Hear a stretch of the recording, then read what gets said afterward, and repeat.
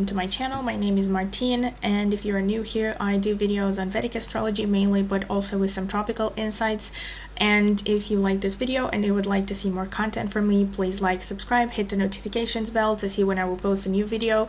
And also, if you're interested in a personal consultation, I do consultations on a wide variety of topics. Please check out the video description. I will leave my contact information there. Thank you. So today's video is going to be about a topic that has been requested many times before, and I finally have some free time and I thought, why not, let's do this. So this topic is about so-called quote red flags in relationships. And basically these are aspects or different placements or different interactions between two people's charts that point to the possibility of a bad relationship, or a relationship that will never fully take off the ground, or just a relationship that will eventually collapse. Now, before I get into my list of what I have noticed throughout the years to be red flags in relationships, I want to start by saying a few things that you have to bear in mind. So first and foremost, once again, you have to really consider the fact that astrology is not an exact science, so there is no perfect algorithm by which you can decide 100% if a relationship is going to fizzle out within a year, 2 years, 3 years, or anything like that. So, or simply not take off the ground properly, or whether it's going to cause a lot of suffering to a person. So there is no exact formula, there is no one specific astrological aspect or placement that will absolutely show whether a relationship is simply not worth getting into, because it all varies depending on what each partner has going on in their own chart. It depends on, their partner archetypes. It depends on their overall chart, what it says about their lives and who they are, especially their interactions in the early stages of their lives. And also, it has to do with the karma. So maybe they have a certain karma to pay off with regards to the partner or something like that. So these aspects are aspects that I have noticed throughout the years empirically, so through my experience, by basically analyzing a lot of charts and stalking people from the dark and analyzing their lives and stuff. And, these are basically patterns that I have seen in relationships that either didn't work out or just caused a lot of misery to people, or just, again, crashed and burned one way or another. But you have to take everything into account.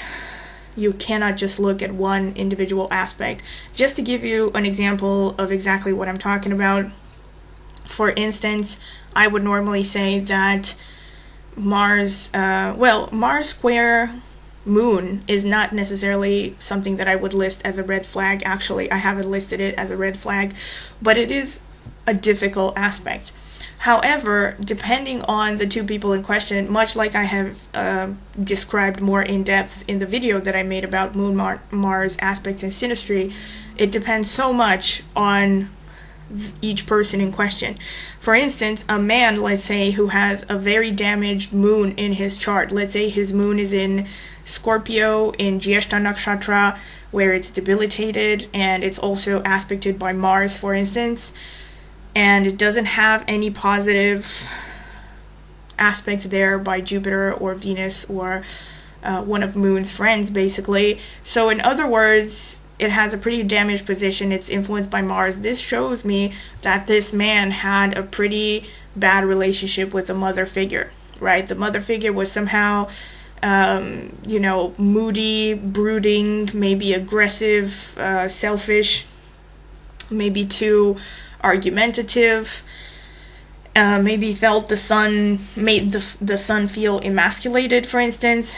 So a man like this, when he experiences a relationship with a woman whose Mars is square his moon, he's going to feel it a lot deeper than, he's going to feel the negative effects much deeper than a man who has an exalted moon, for instance, a healthy moon in Rohini and Taurus, conjunct Venus, for instance. So a really strong moon that is supported, which shows that this man in question had a really good mother figure and had a good relationship with the mother. So in other words, in more layman's terms, the second case scenario of a man didn't have mommy issues, so he's not going to respond as badly, as violently to a woman who has her moon, her Mars square his moon, as the man in the first scenario that already has a sensitive point around this moon situation, if you know what I'm saying. So this is just an example to let you know how much individual charts matter when you look at these things. So this is what I wanted to say, and now I'm just going to get into what the list of aspects that I consider red flags in relationships actually comprises of. The first one, and normally I should say actually, this is not some kind of a hierarchical order of this list, so it's not like I'm going to start with the worst and end up with the least. They're all kind of bad in an equal way, but in different ways. Like, when should you be worried? Actually, it depends. It depends on, again, who you are, what kind of a relationship you want, what you are willing to put up with in order to have a relationship, how much positive influence this relationship has on your life versus how much negative impact it will have. So this is kind of like the reason why I'm making this list, so that you can figure out potential pitfalls that you might get into when you are in a certain relationship that has some of these aspects. So you get to decide whether it's worth taking the risk or not. So, okay, so let me start with the first aspect, which is Saturn conjunct Rahu. This is one that I have also made a video on a while ago, and I do recommend that you watch it if you want to get a more in-depth description. I also mentioned some famous couples examples there, but this is one of those aspects that, in short, increases obstacles and increases restrictions of a material kind and frustrations of a material kind between these two people. So basically, in layman's terms, the longer you are together, the more obstacles you will have to overcome as a couple in order to maintain the relationship and in order to be happy together. So basically, here you have a situation where Saturn is basically testing you to the maximum. Saturn is basically calling you out on your BS. And I'm talking you as a couple, let's say you are reading this for your relationship and you have Sun conjunct Rahu in synastry.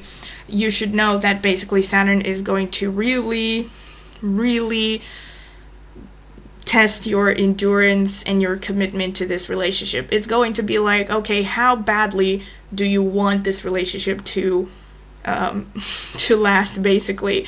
So it's gonna keep throwing things in your path. Like, oftentimes the relationships that I have come across, and I also mentioned in the video that I made, and by the way, you can find that video in my relationship astrology playlist if you want to watch it.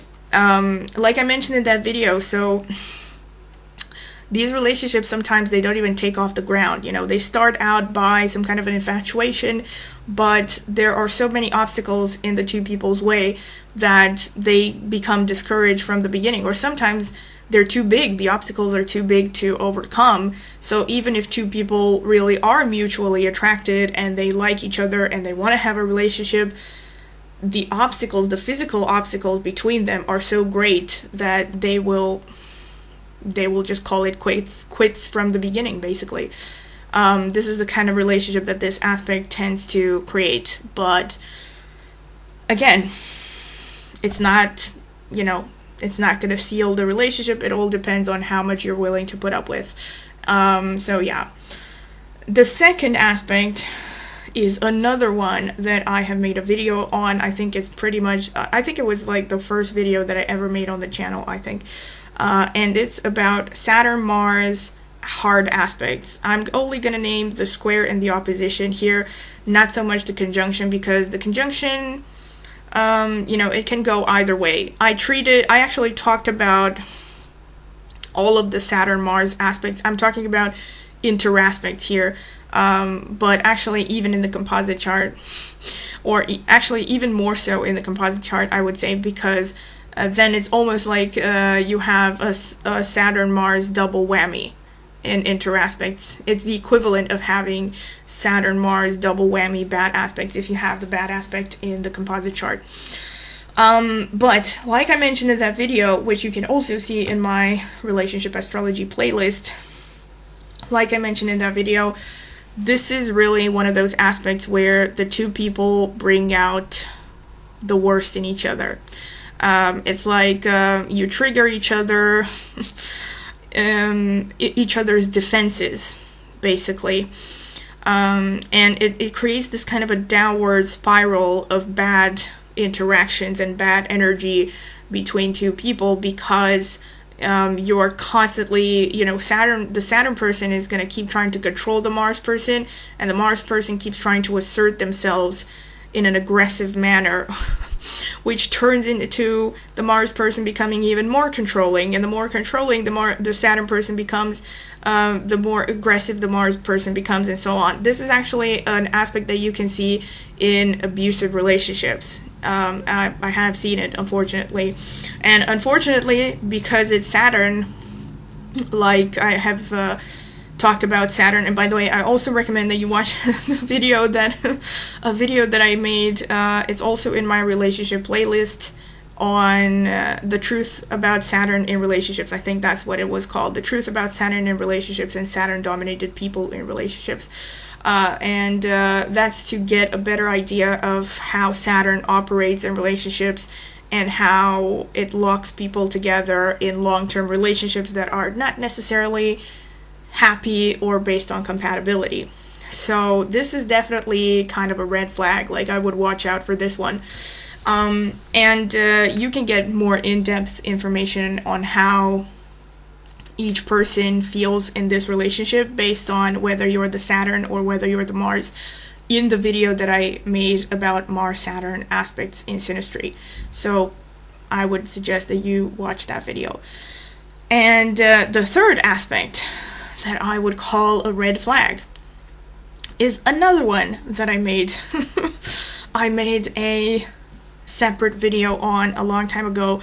Again, you can find it in my playlist. I think I titled it Sun Opposite Pluto in the Composite Chart, but I'm also going to throw in the square there. I don't think I touched upon a square actually in that video, but basically I seen both the opposition and the square manifesting in very similar ways, and in a very negative way actually. Like I mentioned in that video, so the Sun composite, Sun square or opposition Pluto in the composite chart is an aspect that is going to create this constant psychological warfare between the two people in the relationship. It's like one of those things where it could be so subversive and so hidden that you don't even realize that it's happening. But with this aspect, basically what happens is that both people are vying for the leadership position. Both people are acting from ego, you know. Both people feel like their authority is being questioned, and they react to it, you know, consequently in a very bad manner. Usually what I've seen, like I mentioned in that video, what I've seen with these aspects is this constant battle of wills, of this constant kind of like back and forth of one-upmanship, you know, who can one-up the other faster. Even if I've actually seen the Sun square Pluto in one of the most long-lasting relationships that I have analyzed. And it was a relationship that was extremely full of turmoil and downright psychological abuse. despite the fact that these two people in question also had a lot of positive composite aspects and in synastry aspects. I'm talking like Venus conjunct Mars, Venus conjunct Sun, and the relationship was still extremely traumatic, let's say. I think they also had Mars square Pluto, which is also on my list, but I'm going to talk about it in a bit. But basically, again, I don't want to sound fatalistic. It all depends on what you are willing to put up with. Now, the only way that I personally think that this aspect can work out positively in a relationship is if basically one person submits to the other completely. So basically one person takes on the role of the leader and the other person is accepting the fact that they're going to play second fiddle always. Submit to the other person's will, basically. Because otherwise, if you are looking for a very egalitarian relationship, you might want to really avoid this aspect in the composite chart. It can also be bad in inter-aspects, so like if you have your Pluto square the other person's sun, but it's not as bad, when it's one-sided, and it can be easily offset by more positive aspects in synastry. But when it's in the composite chart, it becomes a theme for the relationship. So yeah, that's why I added it there. The fourth one is another one that I mentioned, Mars-Pluto. I haven't done a separate, as far as I remember, I haven't done a separate video on this. Maybe I should. Actually, I did mention these aspects in the video that I made about narcissistic abuse, Pluto and narcissistic abuse. I think that's what it was called. So yeah, you probably have already realized just by me mentioning that this is not a positive aspect to have in synastry. This is another one of those aspects, whether it's in I would actually add the conjunction here, by the way. So I'm going to add Mars conjunct Pluto in synastry as well. But especially with the square or the opposition, and especially if they also happen in the composite chart. This is another one that is just going to create constant power battles, power struggles. It's going to be a constant, the Pluto person is going to use psychological warfare, and the Mars person is going to use physical intimidation and aggression.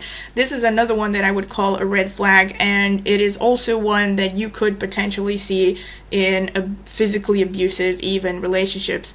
And it's really one of the bad ones. Like, again, it all depends on what you are willing to put up with, and of course it also matters on what other aspects are present in synastry. Because for instance, if you have, like, let's say Jupiter also conjunct Mars there, or like you have Mars conjunct Pluto and Jupiter, then it might work, because Jupiter is softening things up and making these two people more focused on finding a resolution and being more tolerant and wise, basically, about not constantly butting heads and locking horns. But otherwise, it tends to show a constant struggle for power and domination between two people. So, like, I personally, this is probably one of my worst, but again, depends. The fifth red flag that I would call into attention is Moon Saturn conjunct or opposite or square in synastry, but especially in the composite chart. In the composite chart, if you have Moon conjunct Saturn, square Saturn, or opposite Saturn, this really shows a kind of emotional coldness between these two people. So it tends to show a relationship where, so I'm not trying to say that there can't be displays of affection or something, but it shows a relationship where the two people involved have some kind of fundamental incompatibility going on. It is, again, another aspect that can lock people into long-term relationships, so which makes it actually even further, how how should I put it? Like, it makes it even more important for you to watch out for this aspect, because it's one of those aspects that can lock two people up in a bad relationship for a long, long time.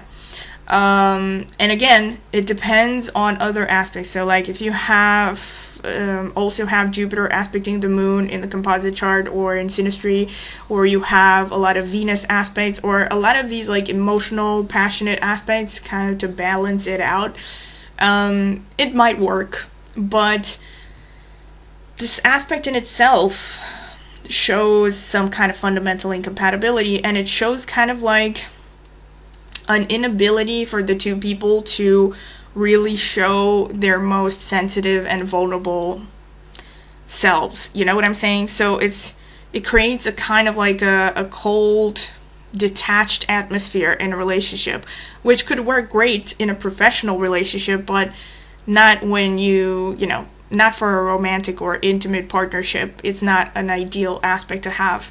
And when it's in chart interaspect, so if it's like one person's Saturn is aspecting the other person's moon, it's a little bit more tolerable, but it's still not one of the great ones, because it shows that the Saturn person, well, the moon person will perceive the Saturn person to be critical, and the Saturn person perceives the moon person to be kind of weak and wimpy, and it creates a lot of like misunderstandings and conflicts. And the tendency here is for the moon person to withdraw emotionally and feel, you know, lonely in the relationship, and for the Saturn person to feel like they can't rely on the moon person because they perceive them to be moody and you know, flaky and too soft and emotional for them, especially with the square and the opposition.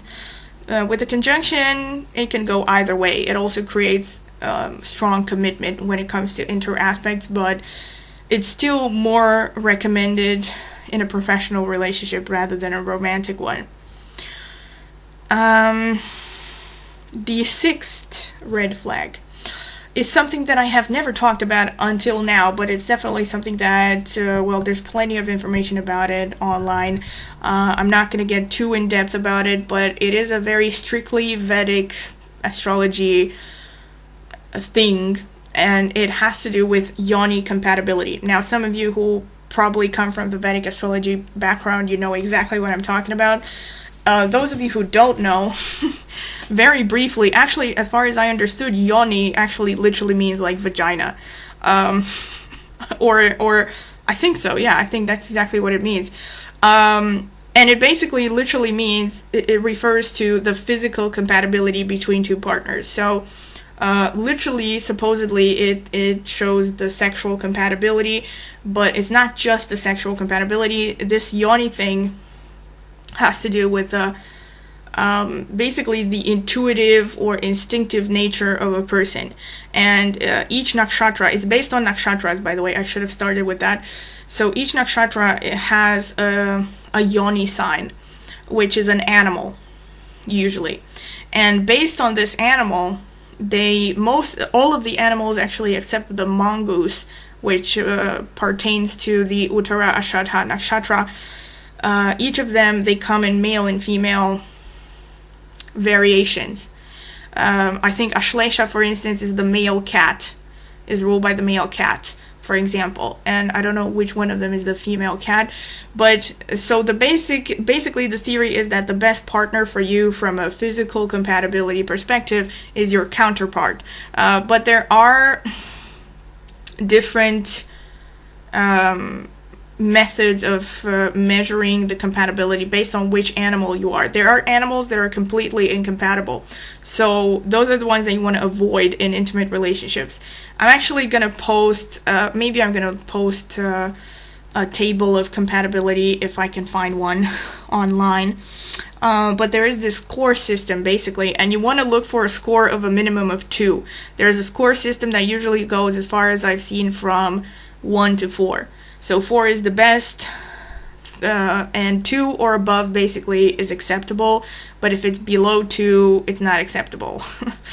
And this is something that is obviously especially important if you are very interested in the physical aspect of the relationship, and or if you're looking for someone obviously to have a very passionate, intimate relationship with, and also potentially conceive with. These are important. This is an important aspect to look at. Right, so this one was number 6 that I wanted to mention. Number 7. This is another interesting one that is going to take me a while to explain. Rahu Ketu house oppositions. Now, what do I actually mean by this? I mean, if you look at two people's charts and one person has, let's say, Rahu in the first house and the other person has Ketu in the first house, these people have totally opposite life goals. And this is, in my humble opinion, a really, really strong incompatibility aspect. Now, again, it depends on what you want to tolerate. Now, of course, you might have a lot of good things going on in a relationship, but with these things being in opposition, you will always be going for opposite things in life. Like, just briefly, again, I suggest that you watch the videos that I made about Rahu Ketu and how to read them in synastry and in the natal chart and what they stand for, to help you understand Rahu Ketu in depth and how they function in each person's life. But just to give you the really brief description, basically Ketu shows the sums of all of your past life experiences, and Ketu shows your comfort zone and what you have experienced. This is why Ketu in the natal chart shows everything that you are basically moving away from in this life. So you start out being very attached to the Ketu aspects of life, where your Ketu is placed in the house system especially, because the house shows the area of life that you have really experienced in past lives. And Rahu shows the area that you are least experienced in. This is why they are opposite.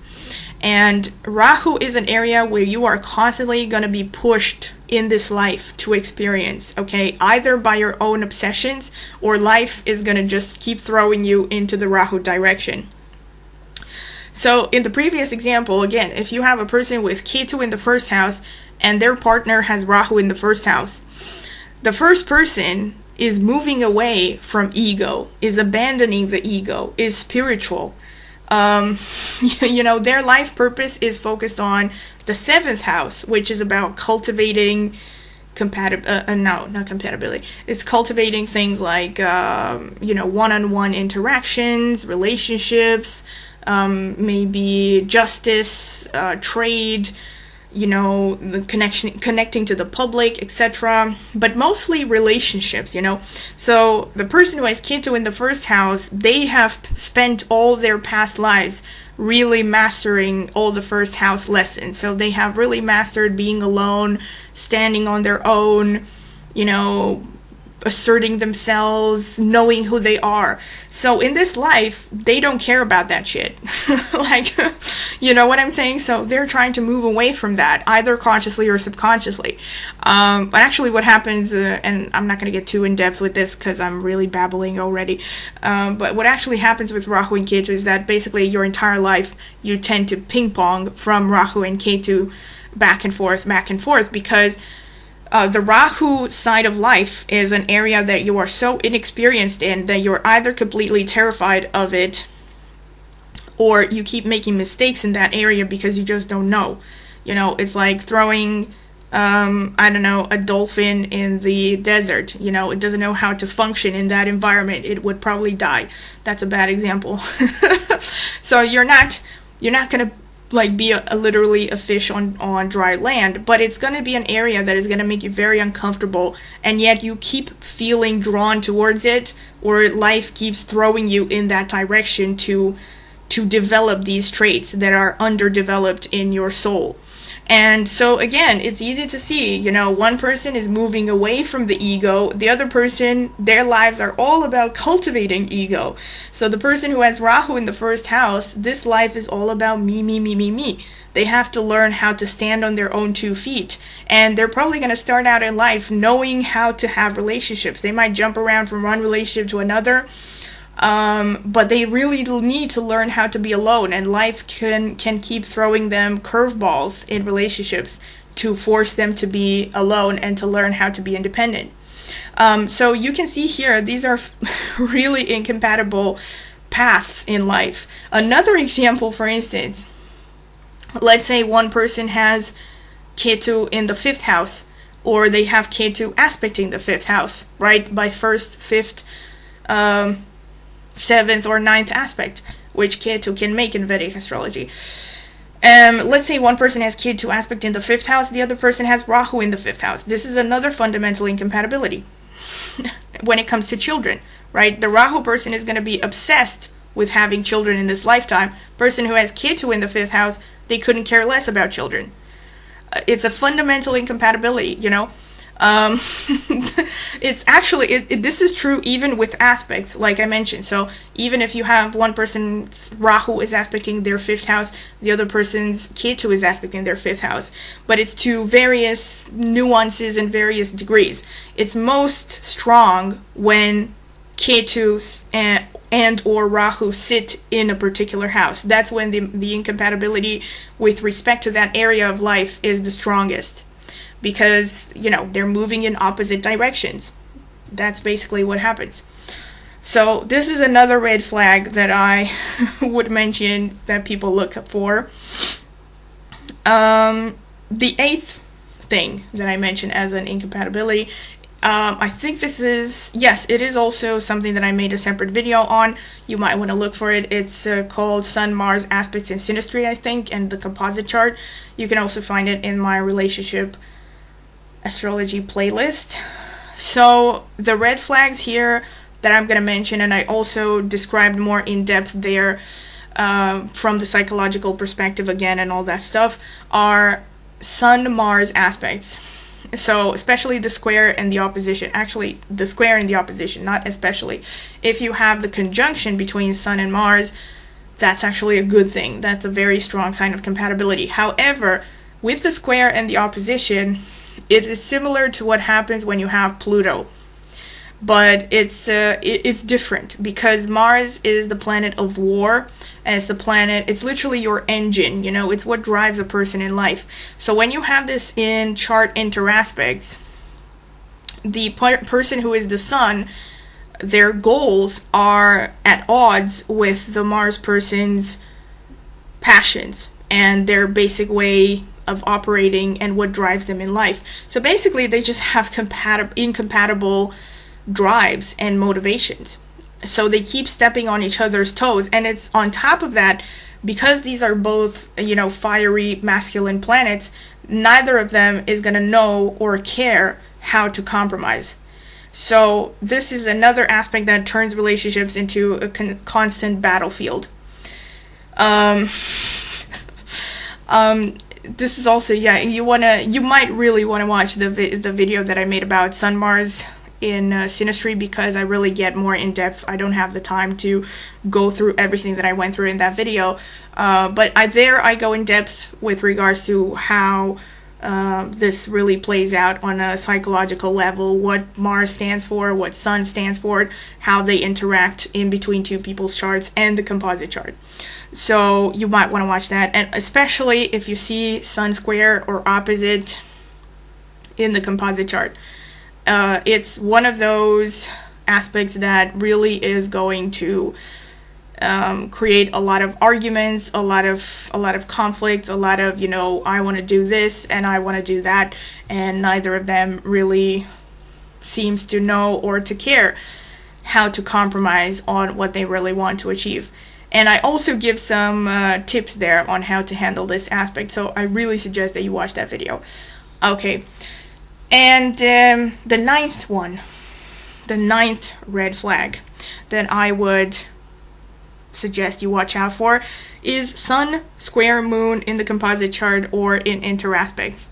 This is another one that I have seen throughout the years bring a lot of painful relationships that ultimately tend to break up unless there are a lot of really positive interaspects to give compatibility in other ways.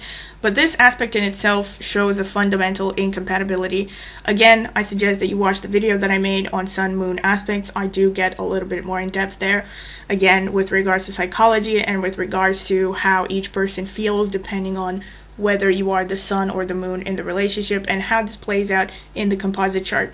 But especially in the composite chart, this is an aspect that shows some fundamental incompatibility between the Moon side of two people, both people, and the Sun side of both people, which means there's a fundamental incompatibility between your emotional, instinctive, nurturing, imaginative, intuitive side, your feminine side, and the masculine, rational, focused, leadership, masculine, authoritative side of your relationship. So it's it's not one of those aspects that creates like a lot of hatred or something, but it's just sadly a relationship. It's a relationship that tends to bring a lot of dissatisfaction because neither of the people here really feel like they're getting their needs met, unless the Moon or the Sun or both of them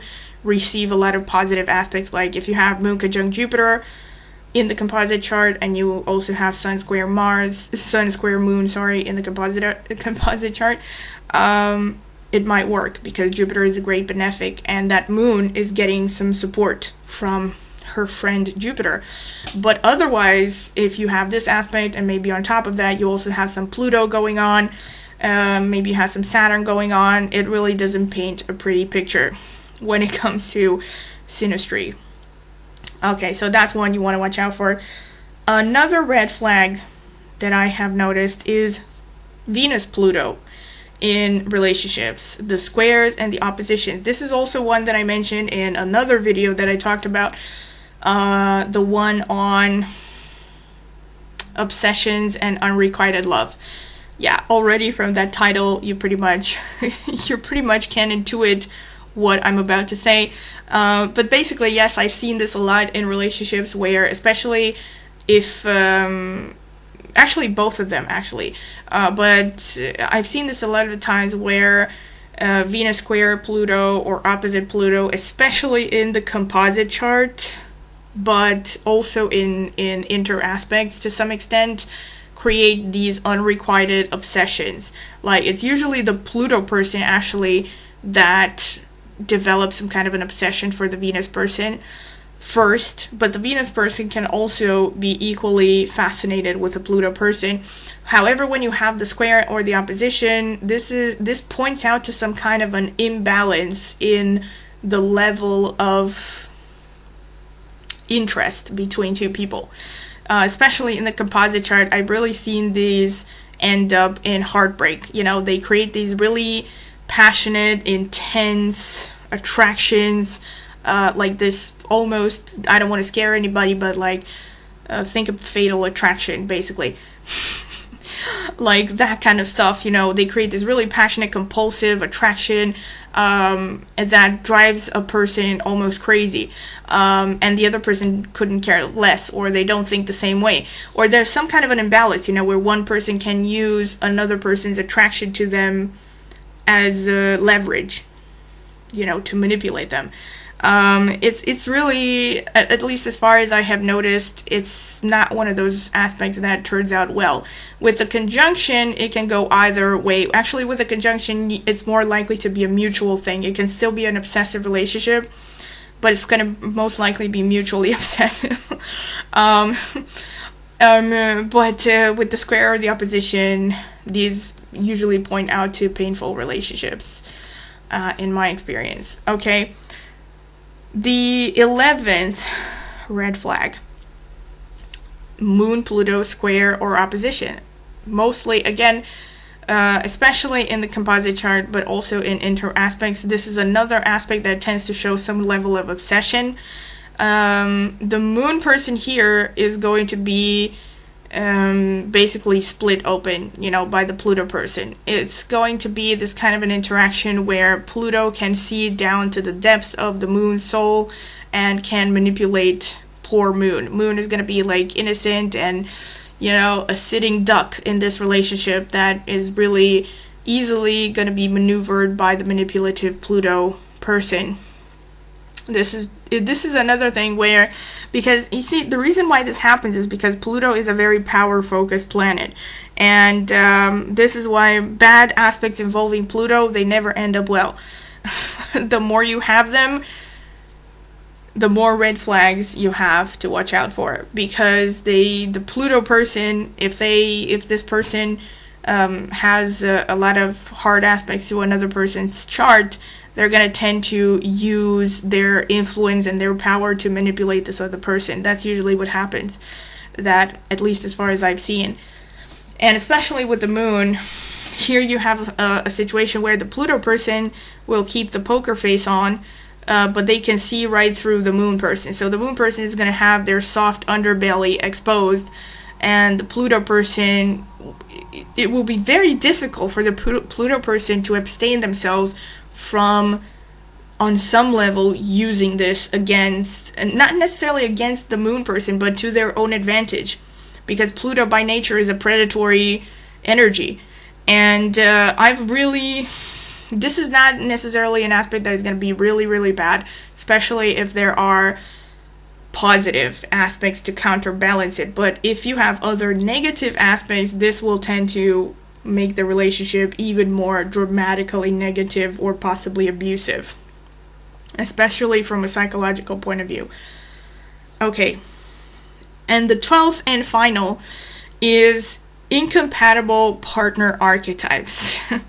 This is another thing that I talked about in the video that I made on obsessions and unrequited love in astrology. And what I mean about this very briefly is you have to look at what each individual chart says about their partner archetype. What does it say about where are they going to meet this person? Are they going to be attracted to people who are younger or older? Again, I made a video about this. I think it's called Younger or Older Spouse, What Are They Attracted to, or What is Their Archetype? You can also see that one in my relationship playlist. But yeah, you have to look at each person and see what their chart says about their archetype. Because a lot of times if you see massive inconsistencies, like, let me give you an example. So let's say one person's chart. So let's say one person has the ruler of their 7th house conjunct. Let's take an example of a heterosexual couple, right? The man has his 7th house ruler, which is also Venus. So already you have Venus and the 7th house ruler. These are two partner dispositors in his natal chart, which coincide in his case. And let's say that he has Venus in the 9th house, right? So he has Venus ruling the 7th house and it falls in the 9th house. What this shows is that this man is going to find his wife either, very likely actually, in a foreign place while traveling, or some kind of a foreign place, or in a teaching institution, so higher university from master's degree up, or some kind of religious institution. But most likely it connects to him meeting his partner while traveling abroad. And let's say this man meets a woman who is interested in him, but she didn't meet him abroad. Didn't meet him in a church, didn't meet him in while studying for a PhD, for instance. So already that would kind of make me go like, what is happening here? Now again, this sounds like potentially fatalistic. I understand that some people will think about it that way, but in my humble opinion and through my experience of reading charts, these things always play out. I've never seen this not being the case. Usually if the chart doesn't show it, it's not going to happen. You know what I'm saying? Let me give you an example. Another example. So let's say one person has, let's say a woman has Mercury in her 7th house.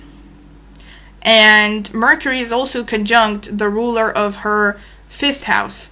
And it's also conjunct Jupiter or Mars. So you have a lot of her partner dispositors, and she's heterosexual. I should have mentioned that. You have a lot of her partner dispositors pointing towards Mercury, which if you've seen the video that I talked about younger or older spouse, you're going to know that a lot of Mercury on the partner dispositor shows that she's going to be attracted to younger persons. Like younger men or men who are youthful. In any case, it's going to be very unlikely that she's going to be attracted to a man who is, let's say, 20 years her senior. But yet, maybe she will attract a suitor who is 20 years her senior and wants to have a relationship with her. This is something that you want to look for. Now, again, I realize that it probably sounds really fatalistic, and I'm not trying to say that it's always like, you know, bulletproof. Another example that I've seen, and I think I've mentioned this before, for instance, I have seen it where people tend to really want, because what you really want in a relationship is usually shown by the 5th house. However, much like in the Rolling Stones song, you can't always get what you want. And what happens is, like, for instance, I remember this one case that I looked at where this person had Rahu in the 5th house, which tends to show that you are attracted to foreigners, you know. And this person kept wondering why he couldn't get a wife. But he kept going through these foreign girlfriends, you know, and his chart, he had Rahu in the 5th house alone. It wasn't alone. It was with Mercury. So he was dating these younger foreigners and wondering why the relationships never lasted and why he still didn't have children at, I think, 40. And the 7th house ruler in his case was sitting in the 4th house. So, alone, by the way. And so it was obvious to me that if he wanted to meet a long-term relationship, he was going to meet this person in his own homeland, number one. You know, that's the most important thing. And that was not affected by Rahu. So the wife archetype was not supposed to be a foreigner. This is an example, okay? And these are things that you might want to take into account when you look at particular aspects, you know, that show incompatibility. Because if the relationship is meant to be, everything has to align. You know what I'm saying? Ideally, if this is truly a fated relationship, even the Mahadashas have to align. You know, the Mahadashas, people have to be going through the right Mahadashas, the right Dashas. Actually, this whole thing about timing stuff is really complicated. But at the very least, what you want to check out for, and that's something that I think almost anybody can check out if they are, let's say, above intermediate in astrology, is that they can check out these partner archetypes and look for common themes. You know, make sure that they are aligning. So, for instance, if you're a man, or if you're a woman and you want to date a guy who is a foreigner and he is much older than you, for instance, you want to make sure that in his chart should also show that he is meant to marry a foreigner, you know? Of course, there are different scenarios here. And it should also show in his chart that he should marry someone who's younger. If both of your charts say that you're supposed to marry someone who's older, and he is 10 years older than you, then see, that would raise some question marks in my mind. Like, is this the right person for you? You would have to look really hard at all of the different partner significators to see that there's something to confirm that this could work out. Or at least this is what I have noticed in my experience. And once again, I hope that you have found the video useful, and please like, subscribe, hit the notifications bell, and please comment in the comment section, especially if you have any questions, if you agree, if you disagree, if maybe, again, if you have any suggestions for future videos. I always mention that. And yeah, if you liked it, like, subscribe, hit the notifications bell. And once again, if you're interested in a personal consultation, I do consultations on a wide variety of topics. Please check out the video description. I will leave my contact information there. So thank you.